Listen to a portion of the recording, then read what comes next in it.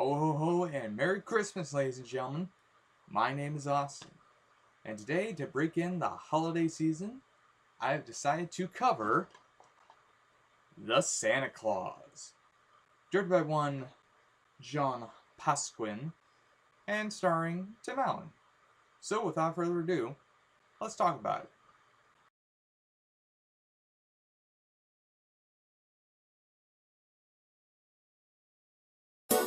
The plot for the film is a little something like this. This is Scott Calvin, a marketing director for a toy company who is set on spending Christmas Eve with his son Charlie. When on that night, the two hear footsteps on the roof. While investigating, Scott soon encounters Santa Claus, who becomes startled when Scott calls at him, causing him to fall off the roof and die. Hey yo! What's that? Whoa, whoa!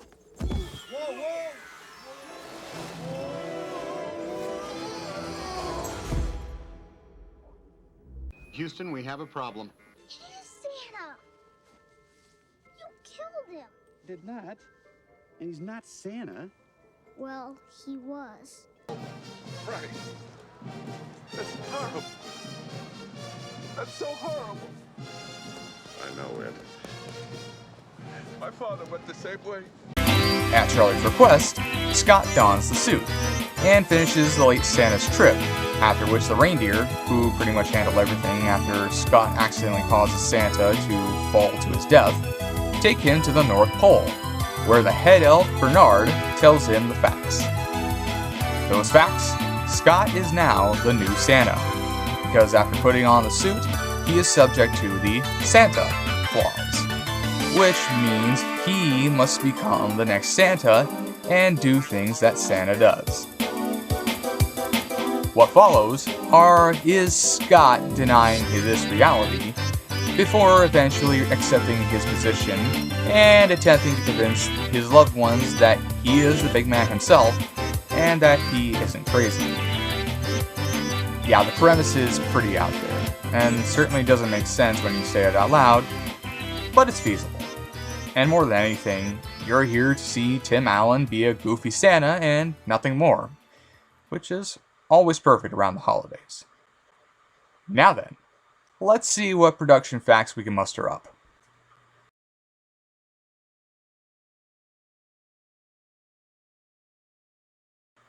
Alright, so there isn't much to work off of, but I am going to try to make it work, so buckle up and brace yourself for what comes next. Let's start with the Santa suit, because you can bet your sweet bippy that it was hell for Tim Allen to work with.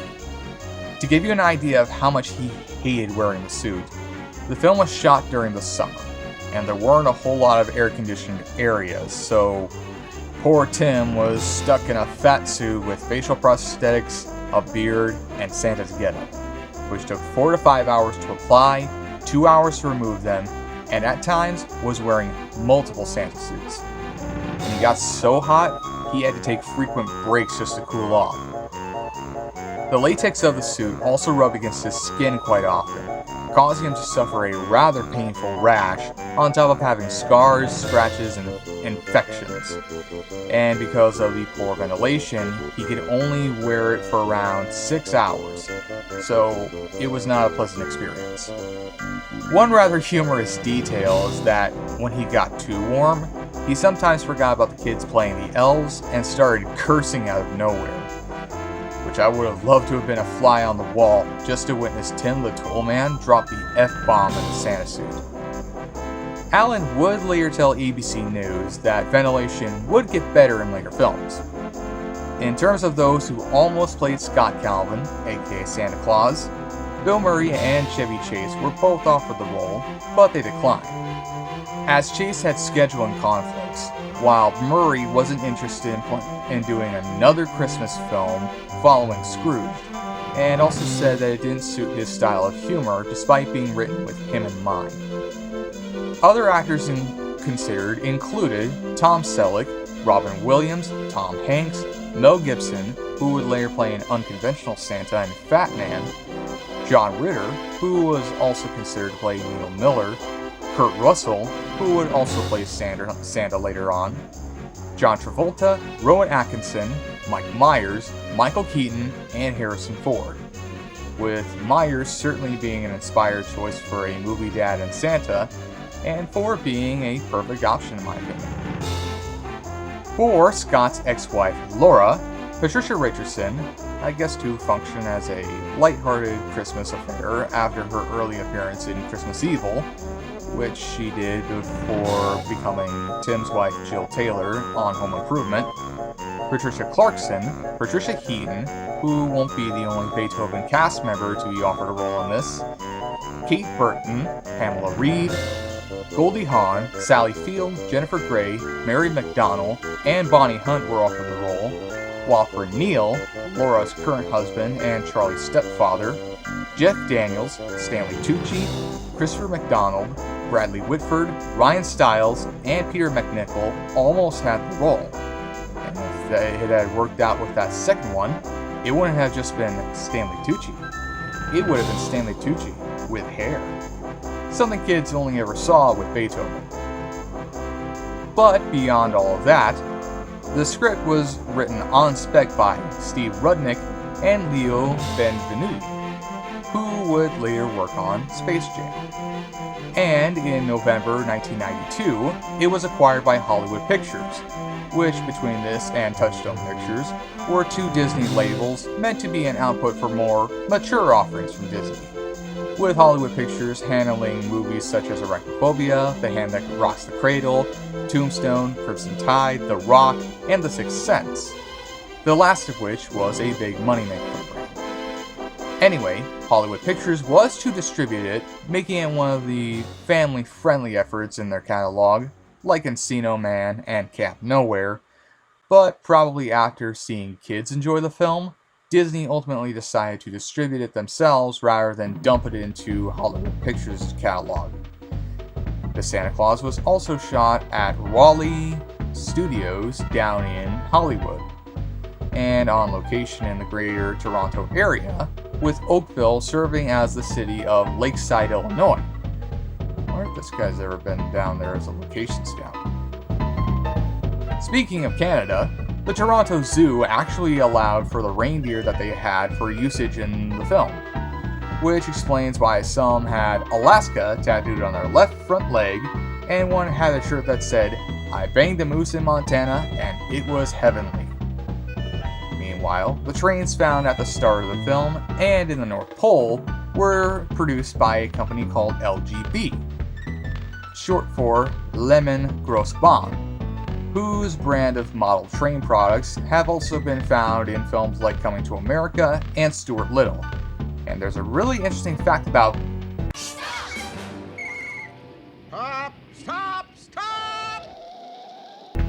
Okay, I guess they wanted me to stop right here and to not go any further out of fear of this going on for too long.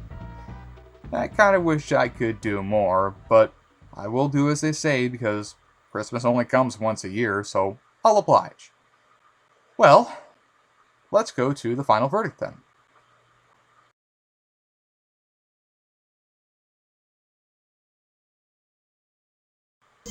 The Santa Claus is wonderful, and is an example of what makes Christmas great every year because of the joy that it brings us. It's a film that, even 30 years after its release, is still hilarious, heartwarming, and charming through and through. It also shows that Christmas isn't complete without Tim Allen in a Santa suit, not unlike Clark asking for the Tylenol off after going off against his boss. Hallelujah! Holy shit! Where's the Tylenol? To start off, Tim Allen. What more can I say here? Just Tim Allen is in his element here.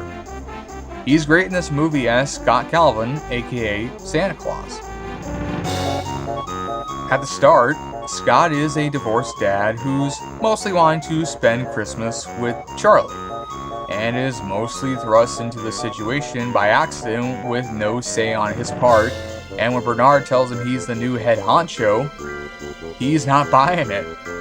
But as the movie goes on, the signs become clear to Scott that he's now Santa Claus, because he's gaining weight unexpectedly and can't lose it for the life of him. He's got a beard going on, he's got one hell of a sweet tooth, He begins judging who's been naughty and who's been nice out in public. He's learning about what the kids want for Christmas. And his hair and the beard are turning white faster than if I were to say, Rudolph the Red-Nosed Reindeer has turned 60 this year, and right now I feel it. Oh, I'm like the Crypt Keeper! Okay, that's enough. No matter how hard he tries to hide it, it always reverts back to its previous state. Eventually, he soon embraces his position as Santa Claus, and pretty soon, he's delivering gifts to all the good boys and girls, as well as getting into good trouble with the law and his ex and her current husband. The latter two soon begin to see that he's Santa, and he isn't posing as a Santa just for laughs. Alan is great here, making Scott hilarious, likable, and charming all throughout. And you do buy him as this average Joe who becomes a figure that all the kids adore around Christmas time, as well as making him a goofy dad who really does love his son, who becomes the first to witness Scott's transformation and to soon begin believing in it. Plus, it gives me this classic response.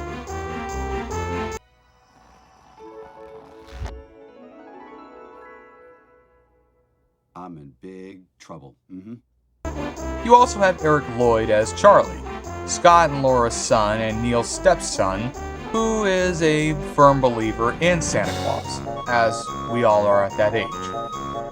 Lloyd is very energetic in this film, and his interactions with Tim Allen are believable, as you do buy that Scott and Charlie are father and son, who play off each other quite well. So, when Charlie witnesses Scott become Santa, he is eager to spread the word, even if it sounds ludicrous, and even manages to convince Scott why he is important to the holiday. Lloyd makes Charlie very likable here, and this will certainly be the most positive comment for a film that he is featured in, because I will have to subject myself to Batman and Robin someday, and this will be the result. Moving from that image, you also have Wendy Crewson as Laura Miller, Scott's ex-wife and Charlie's mom, a woman who stopped believing in Santa a long time ago, and between her and her current husband Neil, believe that Charlie should stop believing in Santa. And once Scott starts becoming Santa, she begins to think he's going crazy, just to keep up Charlie's supposed illusion, which leads to Laura and Neil relinquishing Scott's visitation rights at one point. Crewson is really good in the movie, as Laura starts out as a non-believer, becomes weirded out by Scott's transformation, but soon realizes that he's Santa, and soon gets the gift that she never got as a kid, which was the reason she stopped believing in Santa. Then there's also Judge Reinhold as Dr. Neil Miller, Laura's psychiatrist husband, Charlie's stepdad, and the most significant role for the actor following the 1980s, besides being in Beethoven's Third and Fourth, because Beverly Hills Cop 3 was disappointing. Reinhold also works here, as you do believe the skeptical nature of Neil, and when he sees Scott morph into Santa, he really thinks he's nuts, but eventually sees that it's true, as he gets the gift that he never got. Oscar Mayer weenie whistle, the gift that keeps on giving. That it is, Edward. That it is indeed. Plus, Reinhold is just a joy to see in any film. Put him in the sequel to Cyberpunk 2077.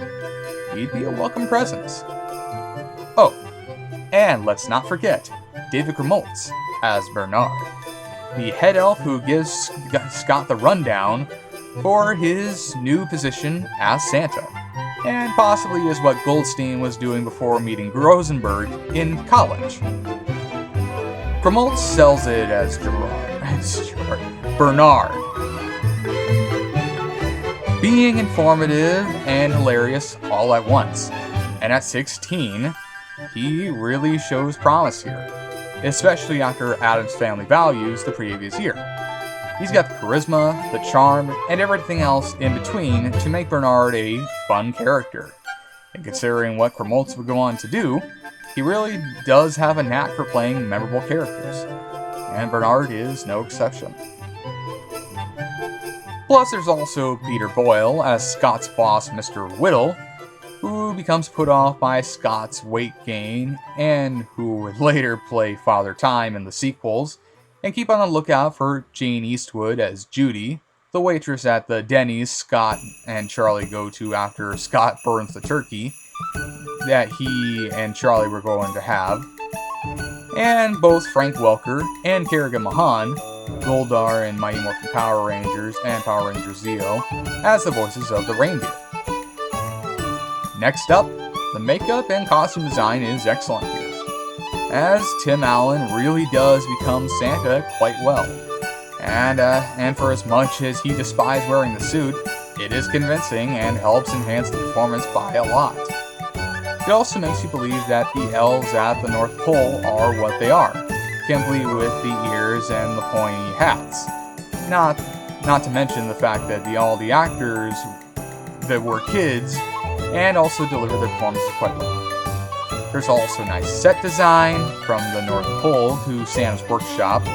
The cinematography is rather nice, capturing everything that we want to see, and it moves at a smooth pace, never dragging, coming to a halt, or in general, moving like a snail carrying a slug while drinking molasses. So, there's a lot to like here. And to wrap it all up, the music for the film is top-notch stuff. The score is quite good, feeling shenanigans-esque for certain situations, but also grand in others, especially following Scott's first trip as Santa and near the end of the film. The score was composed by Michael Convertino, who scored Children of a Lesser God, The Doctor, The Hidden, Bull Durham, and The Water Dance. And it really is memorable for how brief it may appear in some scenes. Not to mention, there's Christmas Will Return, a memorable Christmas song heard during the end credits, and an excellent use of ZZ Top's Give Me All Your Lovin', which may not be a Christmas song, but the way it's used is awesome here, and really does make the soundtrack pop. Overall, this one gets an A for music. If there were some problems with the film, I'd say that there's some mediocre CGI with the reindeer flying, as it doesn't look all that great. Kind of like a screensaver or something. But even so, it's not enough to kill the film, and it is brief so it doesn't take you out of the moment. And needless to say, The Santa Claus is a great movie, and one that I look forward to watching every year.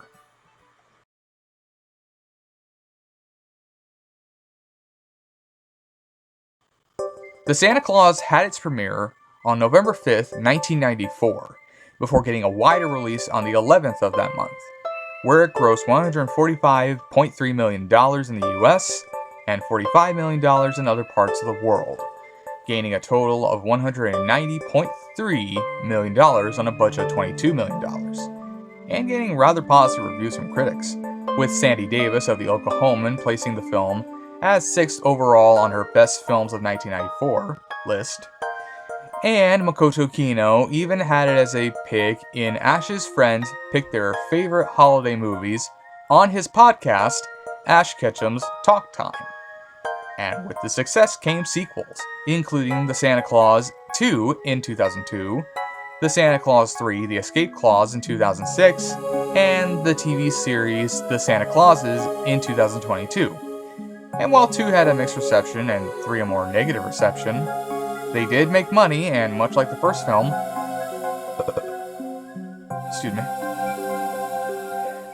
they're constantly shown on TV every year during Christmas time, whether it be on Freeform or AMC, so it's no slouch in that department. One funny thing to mention is that originally in the film, there was an exchange between Laura and Scott where she gives him Neil's mom's phone number, and then he says, 1-800-SPANK-ME. I know that number. And in 1996, a child in Steilacoom, Washington called said number, and it turned out to be a legit sex hotline, and raked in a phone bill of $400, which in 2023 was said to be around $777.03. As a result of this incident, many home video releases following a 1999 DVD release have had the exchange removed, although it can be found on older VHS releases as well as Laserdiscs, as well as most digital downloads. And yes, the exchange is not on Disney+. In fact, in some TV broadcasts, the numbers change to 1-800-POUND, which honestly is one of the most hilarious things about an otherwise lighthearted family film because of how ironic it was. And no, please do not call the pound number. I will not be held responsible for whatever the hell you may find. Anyway, that's all I've got, so let's call it here.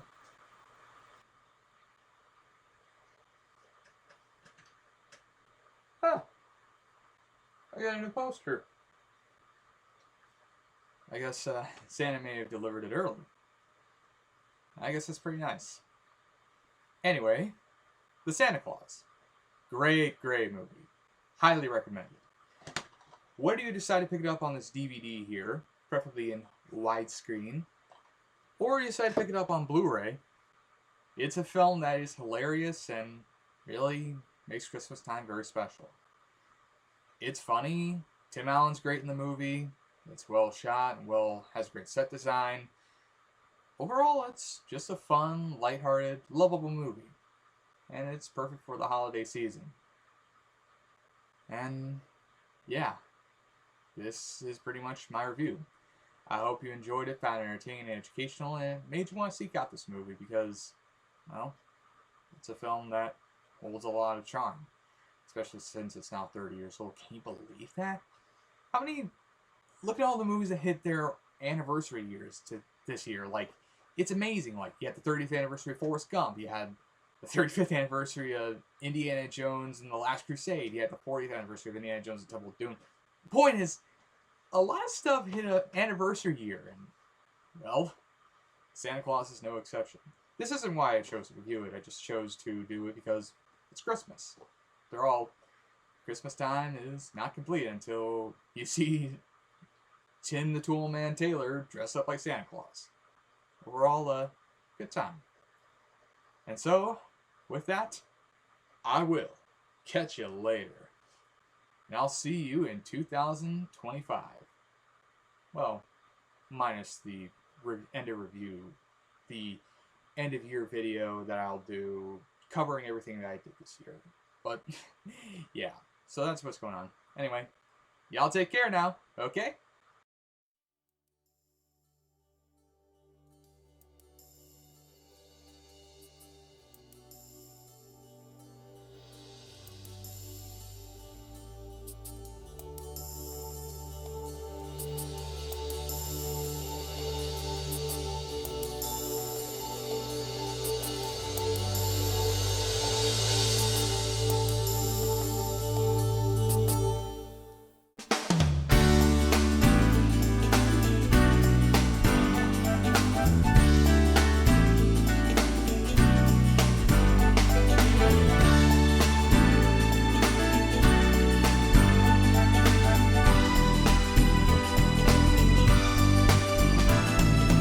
In a dream I could see you're not far away.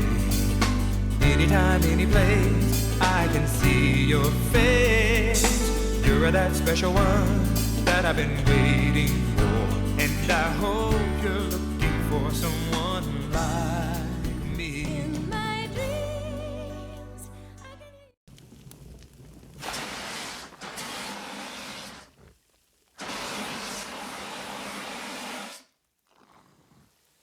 It's done.